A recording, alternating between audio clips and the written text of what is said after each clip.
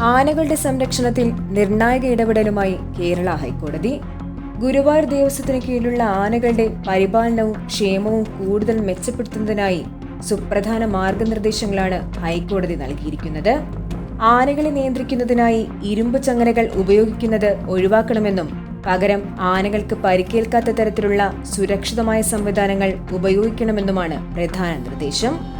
ദീർഘനേരം ഇരുമ്പ് ചങ്ങലയിൽ ബന്ധിച്ചിടുന്നത് ആനകളുടെ കാലുകളിൽ മുറിവുകൾക്കും മറ്റ് ആരോഗ്യ പ്രശ്നങ്ങൾക്കും കാരണമാകാനുള്ള സാധ്യതയുണ്ട്. അതുകൊണ്ട് തന്നെ ആനകളുടെ സുരക്ഷയും ആരോഗ്യവും മുൻനിർത്തിയുള്ള നിയന്ത്രണ രീതികൾ സ്വീകരിക്കണമെന്നാണ് നിർദ്ദേശം. അതോടൊപ്പം ആനകൾക്ക് ആവശ്യത്തിന് ശുദ്ധീകരിച്ച കുടിവെള്ളം ലഭ്യമാക്കണം. ഓരോ ആനയ്ക്കും ആവശ്യമായ അളവിൽ ശുദ്ധവും സുരക്ഷിതവുമായ വെള്ളം ലഭിക്കുന്നുണ്ടെന്ന് ദേവസ്വം ഉറപ്പാക്കണം.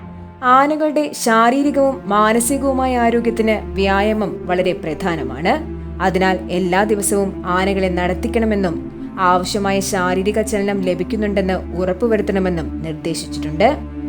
ആനകളെ ഒരേ സ്ഥലത്ത് ദീർഘനേരം നിർത്തുന്നതിന് പകരം ആവശ്യമായ നടത്തവും വിശ്രമവും നൽകുന്നത് അവയുടെ ആരോഗ്യ സംരക്ഷണത്തിൽ പ്രധാന പങ്കുവഹിക്കും.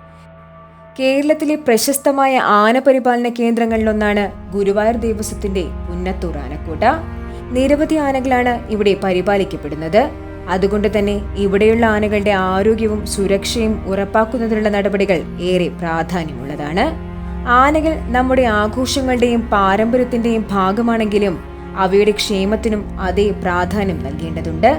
ആനകൾക്ക് ആവശ്യമായ ഭക്ഷണം, ശുദ്ധജലം, വിശ്രമം, നടത്തം, ചികിത്സ എന്നിവ കൃത്യമായി ലഭിക്കുന്നുണ്ടെന്ന് ഉറപ്പാക്കണം. ആനകളെ കൈകാര്യം ചെയ്യുമ്പോൾ അവയ്ക്ക് അനാവശ്യമായ വേദനയോ പരിക്കുകളോ ഉണ്ടാകാതിരിക്കാനുള്ള മുൻകരുതലുകളും സ്വീകരിക്കണം.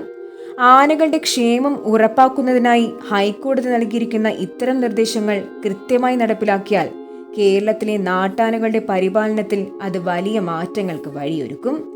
ആനകളുടെ സംരക്ഷണത്തിനായി ഇത്തരം നടപടികൾ കൂടുതൽ ശക്തമാക്കണമെന്ന് നിങ്ങൾക്കും അഭിപ്രായമുണ്ടോ?